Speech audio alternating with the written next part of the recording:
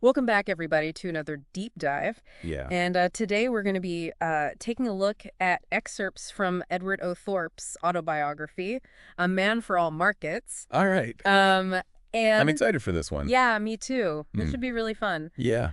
So we're going to be exploring, how he transformed from Uh-huh. a curious kid building crystal radios into this, Right. mathematical mastermind who cracked the code of casinos in Wall Street. It's an amazing story. Yeah. You know what I think is so captivating about Thorpe Yeah. is that he embodies this power of Yeah. rigorous analytical thinking Mm-hmm. applied to areas that most Yeah. people just dismiss as pure chance. Yeah, yeah. Like he dared to question Uh-huh. conventional wisdom, Absolutely. whether it was the, supposed invincibility of casinos Abby.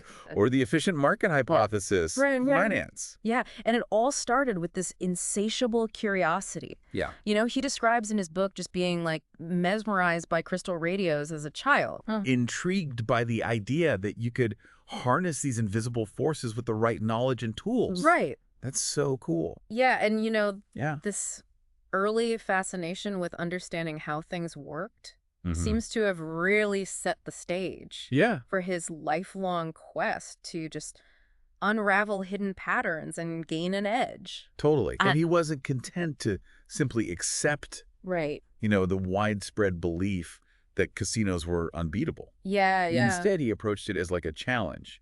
Totally, like a puzzle to be solved. Yeah. He was a natural experimenter. He was. It's like he couldn't resist testing things for himself, Totally. especially when it came to defying that accepted wisdom. Absolutely. And that willingness to challenge assumptions Right. and test boundaries was evident even in his childhood. Yeah. He talks about reading advanced books at a young age, Yeah. devising creative solutions to problems, Um, even in kindergarten, Wow. and ultimately skipping ahead multiple grades. These experiences, coupled with his family's kind of modest means, really fostered a sense of independence and resourcefulness. Yeah, he had to figure things out on his own a lot of the time. Right. And in his book, he shares these really vivid anecdotes about his childhood, Uh-huh. like selling extra newspapers to soldiers during the war, Right. learning about wartime rationing, Yeah. and even encountering a cousin with some, let's say, unconventional personality traits. Interesting. Yeah, these diverse experiences, Yeah. likely contributed to his ability to adapt and think outside the box. Yeah, for sure. It's fascinating to see how these seemingly unrelated incidents Right. shaped his worldview. It makes you wonder how those early experiences really laid the groundwork for his later success Yeah, in these high-stakes arenas. for sure. And speaking of shaping his worldview, Yeah. let's move on to his scientific curiosity and the, shall we say, colorful experiments that came with it. Yeah. Thorpe's early fascination with chemistry wasn't just a passing interest. He was diving into advanced textbooks, Yeah. conducting his own experiments, Right. and even attempting to win a prestigious chemistry scholarship. Wow. This hands-on approach, coupled with his voracious self-study, Uh-huh. really solidified his understanding of the subject. The scholarship attempt didn't quite go as planned, though, did it? Right. It's Yeah. funny. The story of the slide rule incident is almost a metaphor Yeah. for how even the brightest minds can stumble if they're not prepared for the unexpected. He aced the exam itself, He did. but was caught off guard by the requirement of a slide rule for calculations. Right. He had this simple toy slide rule Okay. that just couldn't handle the complex calculations needed, Right. so it cost him the scholarship. Wow. This experience taught him a valuable lesson Yeah? about the importance of adaptability and resourcefulness Yeah. in these unexpected situations. Makes sense. A mindset that would later prove invaluable in his ventures. Of course. Yeah.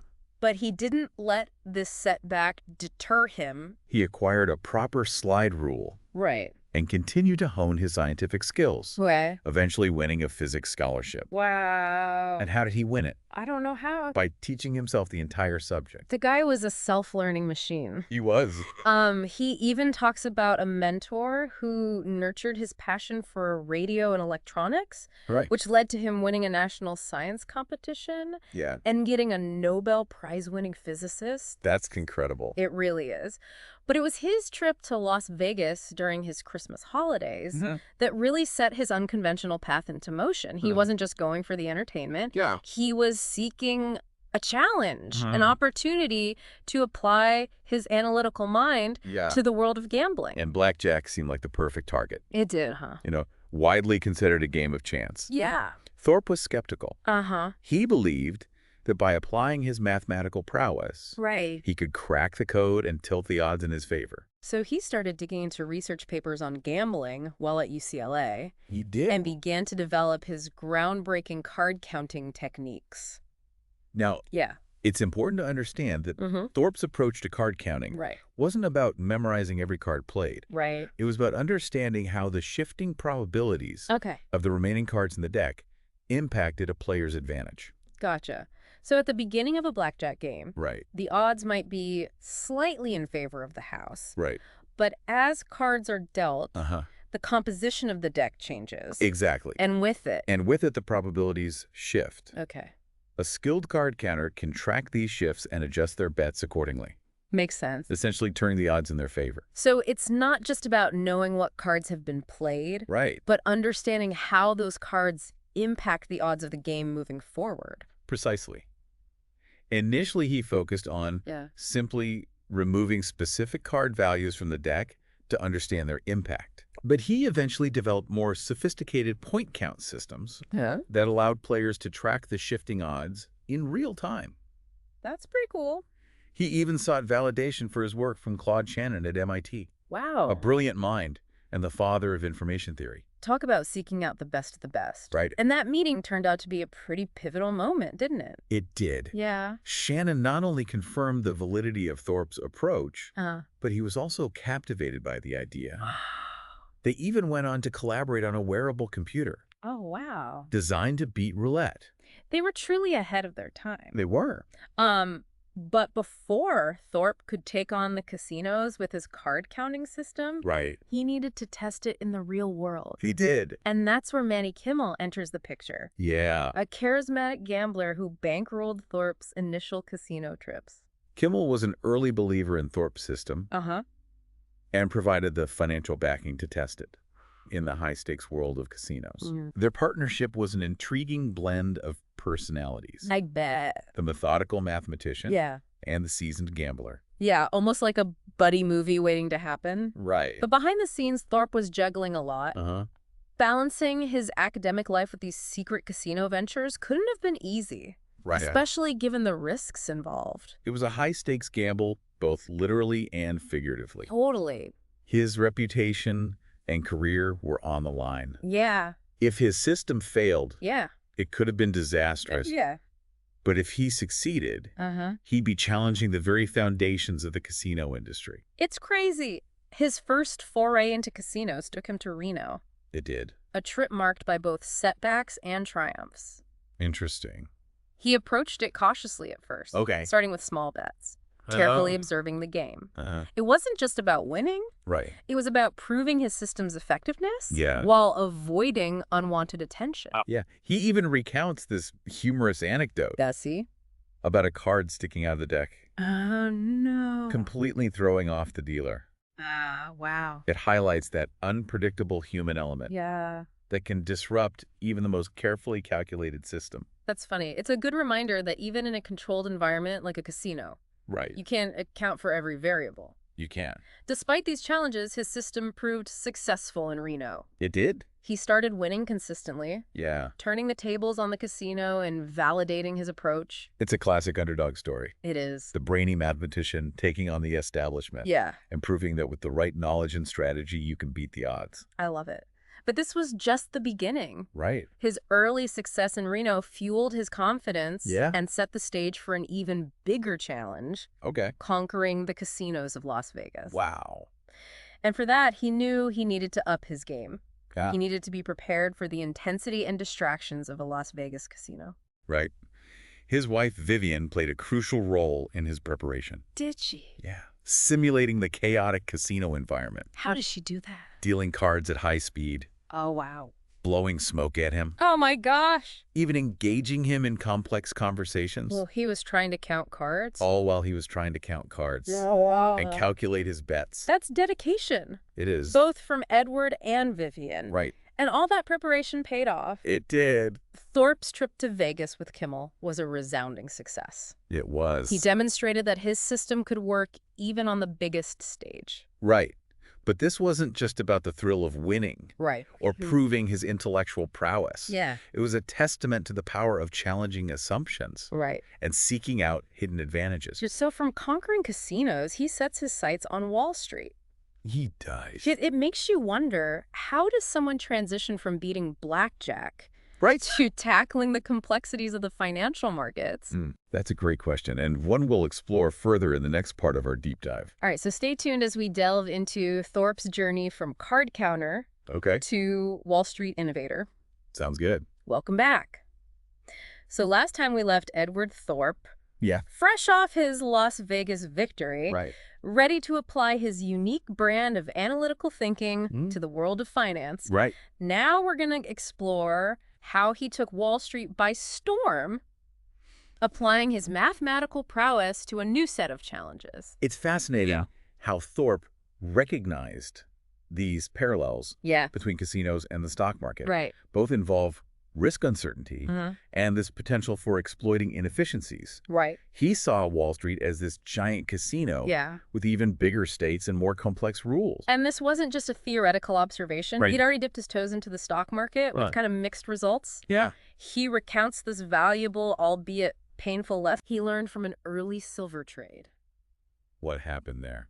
He had the right economic analysis, Okay. but he got wiped out when the price of silver temporarily dipped Oh. due to excessive leverage. Oh, so he had the right idea, Yeah. but just over-leveraged. Yeah, exactly. This experience really drove home Yeah. the crucial importance of risk management. Right. You know, it was a reminder that even when you have this winning strategy, Uh-huh. poor risk management can just derail your whole plan. It's crazy. And this setback didn't deter him, did it? No, not at all. Instead, it seems to have fueled his determination to Yeah. find more sophisticated ways Uh-huh. to navigate these complexities of the financial markets. Absolutely. After his move to UC Irvine, Yeah. Thorpe focused on developing these innovative hedging techniques. Yeah. He even came up with a warrant hedging formula. What's that? It was essentially a way to minimize risk Okay. by offsetting potential losses in one investment Okay. with gains in another. Good. And it was this formula that really attracted the attention Right. of some influential figures, Like who? including a connection to Warren Buffett. Wow. Talk about being in the right place at the right time. Right. One of his early clients was Ralph Waldo Gerard, Uh-huh. a respected scientist, Okay. and interestingly, an early investor in Warren Buffett's partnerships. Wow. But what I find fascinating is that Gerard decided to move some of his money Uh-huh. from Buffett to Thorpe, Really? recognizing the potential of Thorpe's innovative hedging techniques. That says a lot. It does. It speaks volumes about the confidence people had Yeah. in Thorpe's abilities. Yeah, and it also kind of highlights this shift in the investment landscape, Uh-huh. where these traditional approaches were no longer guaranteeing the same level of returns. Right. Thorpe's methods, Yeah. rooted in mathematical modeling Uh-huh. and risk management, Okay. offered a fresh perspective and a way to navigate this new terrain. Before we delve into the hedge fund era. Okay. Let's talk about a concept that Thorpe introduces in his book, Okay. non-transitive relationships. Interesting. He uses examples like voting preferences and bridge bidding systems Okay. to kind of illustrate this idea. What are non-transitive relationships? Non-transitive relationships describe situations Okay. where A beats B beats C, Uh-huh. but C beats A. So like a rock, paper, scissors kind of thing? Yeah, exactly. Interesting. It sounds counterintuitive, He does. but they exist in many areas, even in finance. Okay. Thorpe recognized that these seemingly paradoxical relationships Mm-hmm. can emerge in market dynamics, Right.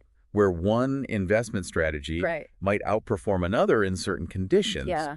but underperform in others. Interesting. So it's not just about finding a Right. single best strategy, Right? but understanding how different approaches might work better or worse, Yeah, depending on the specific circumstances. exactly. And Thorpe's ability to recognize and exploit These non-transitive relationships in the market joking. would later become a key element of his success I see. in the world of hedge funds. All right, so this is where things get really interesting. do? Thorpe, having managed around $400,000 You're right. for friends and acquaintances, All right. using his warrant hedging strategies, Uh-huh. and achieving impressive returns, Okay. recognized the need for a more scalable approach. Makes sense. Enter J. Reagan, Okay. a young stockbroker from New York. Right. Reagan, having read Thorp's book Beat the Market, Okay. was fascinated by his analytical approach Uh-huh. and proposed a partnership. And thus, Princeton Newport Partners Yes. was born Yeah. in Newport Beach, California. Beautiful place. It was a partnership that combined Thorp's mathematical genius Yeah. with Reagan's Wall Street know-how, Right. setting the stage for a revolution in the world of finance. Now let's talk about hedge funds in general. Okay. What were they like back then? And what made them so appealing to investors? Hedge funds in the late 1960s Yeah. were a world apart from the behemoths they are today. Right. They were smaller, more exclusive, and shrouded in this aura of secrecy. Right. They promised these higher returns than traditional investments, All right. coupled with strategies designed to hedge against market downturns.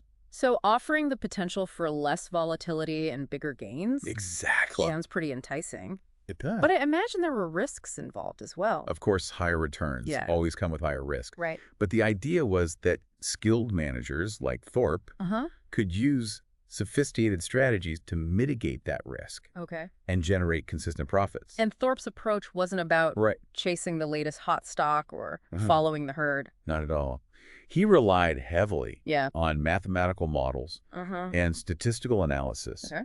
to identify mispriced securities Mm-hmm. and exploit market inefficiencies. So he was essentially applying the principles of card counting Yeah. to the entire stock market. Exactly. So instead of trying to predict which companies would succeed or fail, Right. he was looking for situations where the probabilities were in his favor Uh-huh. based on the underlying math of the market. Precise. And one of his key innovations Yeah. was convertible hedging. Okay.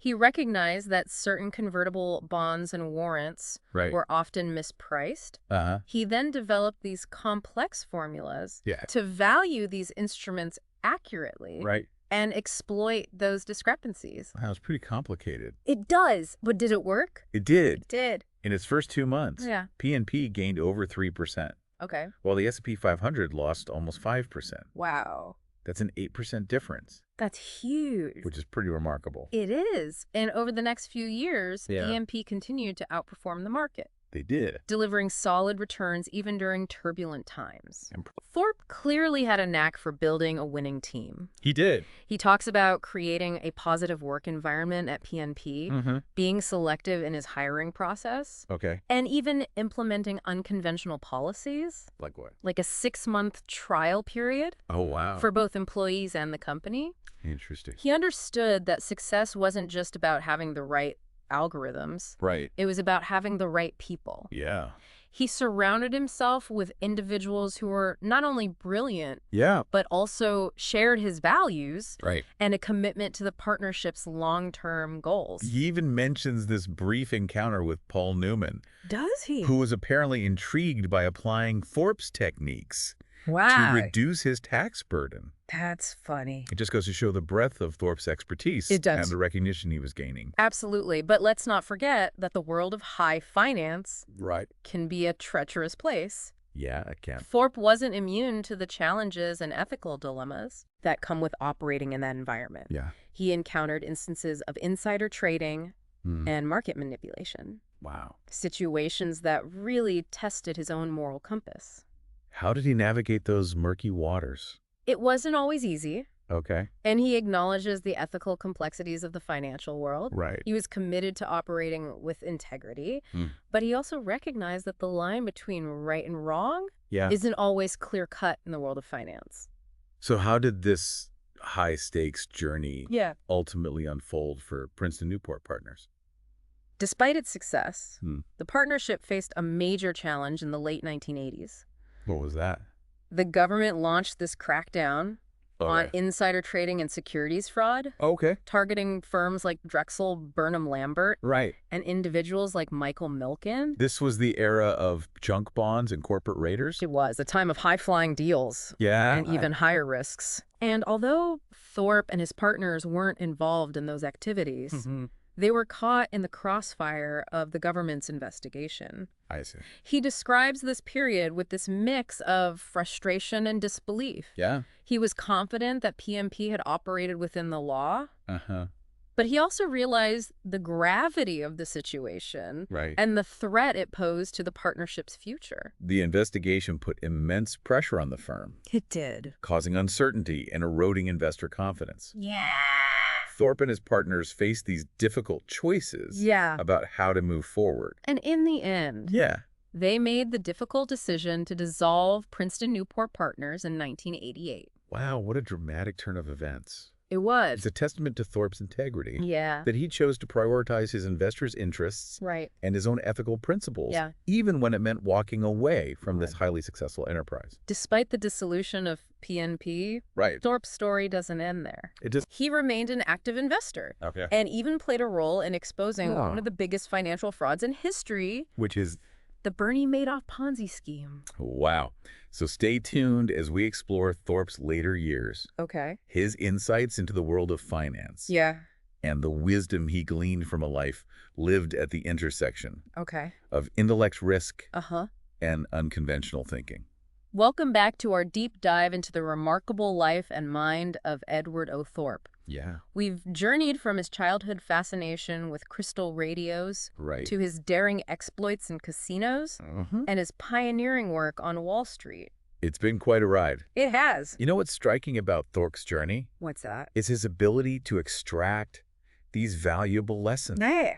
from every experience. Right. Whether it's a winning streak at the blackjack table Mm-hmm. or a near-death experience on a mountain road. Wow. Yeah, he talks about that in the book. He does. Pretty harrowing. Yeah. He doesn't just recount events, though, right? No. He reflects on their significance Uh-huh. and distills them into these actionable insights. And these insights aren't just about making money Right. or outsmarting the system. No, they go deeper. Right. He delves into the importance of family friendships Yeah. and striking a balance between pursuing your passions Uh-huh. and leading a truly fulfilling life. One key theme that kind of emerges Yeah. is his strong sense of personal autonomy. Uh-huh. After closing Princeton Newport Partners, Right. he deliberately stepped back from managing other people's money. I see. He recognized the value of having control Right. over his own time and energy. That's powerful. It's a decision that reflects a deeper understanding of success, I Yeah. think. Yeah. One that goes beyond mere financial wealth. It's about having that freedom Yeah, to define your own path and pursue what truly matters to you. exactly. In today's world, Yeah. where we're often so caught up in the pursuit of achievement Right. and external validation, Thorpe's emphasis on personal autonomy is like a powerful reminder It is. to prioritize what truly brings us fulfillment. He saw wealth as a tool, Okay. not an end in itself. Right. You know, he used his financial resources Uh-huh. to support causes he believed in, Okay. to delve deeper into his passions, Yeah. and to just create a life aligned with his values. And speaking of values, Yeah. Thorpe offers some fascinating observations Right. about money and psychology behind our approach to it. Right. He talks about the difference between maximizers and satisficers Interesting. when it comes to haggling and deal making. Okay, so maximizers Yeah. are those who strive to squeeze every last penny Yeah. out of a deal, Right. always aiming for the absolute best outcome. Gotcha. Satisficers, on the other hand, Yeah. are content with a good enough outcome, Okay. recognizing that sometimes it's better to settle for a reasonable deal Right. rather than endlessly pursuing that perfect one. So Thorpe suggests that, yeah. While maximizers might get the best price on a car Uh-huh. or negotiate the most favorable contract terms, Right. they often pay a price in terms of time, energy, and stress. So sometimes it's wiser Yeah, to choose your battles and prioritize your well-being right. rather than getting bogged down in the pursuit of these marginal gains. And Thorpe's insights into decision-making Right. extend beyond just haggling. Yeah. He emphasizes the importance of understanding the value of your time Uh-huh. and using that knowledge Right. to make more informed choices. Okay. He even uses the example of a worker with a long commute Interesting. to illustrate this point. So what's the point there? Even if it means paying higher rent, Okay. moving closer to work could be a better decision because Right. it frees up valuable time Yeah. that can be used for more fulfilling pursuits. It's a reminder that time is our most precious resource. It is. Spending it wisely can be just as important Right. as managing our finances effectively. Absolutely. Speaking of finances, Okay. Thorp shares a wealth of wisdom. He does. Gleaned from his decades of experience in the markets, Uh, he offers practical advice on everything from indexing and asset allocation right. to navigating the complexities of the financial world. One of his core investing principles Yeah. is the importance of challenging assumptions Uh-huh. and being wary of conventional wisdom. Yeah. He's famously critical of the efficient market hypothesis, Yeah. arguing that markets aren't always rational Right. and that opportunities exist for those who think differently. He uses real-world examples Uh-huh. like the EMLX hoax, Oh, yeah? where that fake press release Right. caused the company's stock price to plummet, It did. to highlight how emotions, Right. misinformation, and even outright manipulation can Yeah. distort market prices. These examples underscore the fact that markets are driven by human behavior, Right. which can be irrational and unpredictable. Yeah, absolutely. Right. Being able to see through the hype Uh-huh. and identify mispriced assets is essential for long-term success in investing. It is. Thorp also emphasizes the importance of understanding probability and applying a statistical approach to investing, Right. drawing parallels between his card-counting strategies Mhm. and his work in statistical arbitrage. Right. He recognized that, Yeah. identifying Yeah. small temporary price discrepancies Okay. and placing a large number of bets, Right. relying on the law of averages, Uh-huh. could generate consistent profits over time. So it's a fascinating example of how mathematical principles It is. can be applied to seemingly random events, Uh-huh. creating a statistical advantage Right. that can lead to significant returns. For those of us who aren't mathematical geniuses, though, Right. Thorp offers some more accessible advice, Like what? like the power of index funds. Okay. He's a strong advocate for low-cost index funds Uh-huh. as a core part of any investment portfolio. Right. He believes that for most investors, trying to beat the market through active stock picking Yeah, is a losing game. it is. You know, index funds offer the simple and effective way to capture market returns Right. while minimizing fees and trading costs. Thorp even challenges traditional thinking on retirement planning. Does he? He suggests that sticking to the old advice Yeah. of shifting from stocks to bonds Right. as you approach retirement Uh-huh. might not be the best strategy for everyone. Interesting. What does he suggest instead? He argues that maintaining a higher allocation to stocks, Okay. even in retirement, Uh-huh. can help hedge against inflation Right. and ensure that your savings last longer. Makes sense. He encourages listeners to think critically about their own circumstances Yeah. and develop a retirement plan Uh-huh. that aligns with their specific needs and goals, Okay. rather than blindly following these outdated rules of thumb. It's all about informed decision-making, It is. calculated risk-taking, and being willing to challenge that status quo. Exactly. He encourages us to be skeptical, to do our research, and to develop a personalized approach to investing Yeah. that is grounded in solid principles Uh-huh. and tailored to our own unique circumstances. But beyond financial strategies, Yeah. Thorpe also reflects on the importance of family friendships and finding meaning and purpose beyond material success. He talks about the joy he finds Does he? in spending time with his wife, children, and grandchildren, Yeah. emphasizing the importance of nurturing strong relationships and creating lasting memories. Thorpe's story, I think, beautifully illustrates that true success Yeah. isn't just about financial independence. Right. It's about living a life Yeah. rich in experiences, meaningful connections, and contributions to the world around us. He encourages us to find our passions, Right. to pursue them with energy and enthusiasm, Yeah. and to use our unique talents and abilities to make a positive impact. As we wrap up our deep dive into Edward O. Thorp's remarkable life, Yeah. I want to thank you for joining us. Me too. We hope you've been inspired to approach the world Right. with a curious mind, a skeptical eye, and a determination to create your own unique path to success. I think that's a great takeaway. Yeah.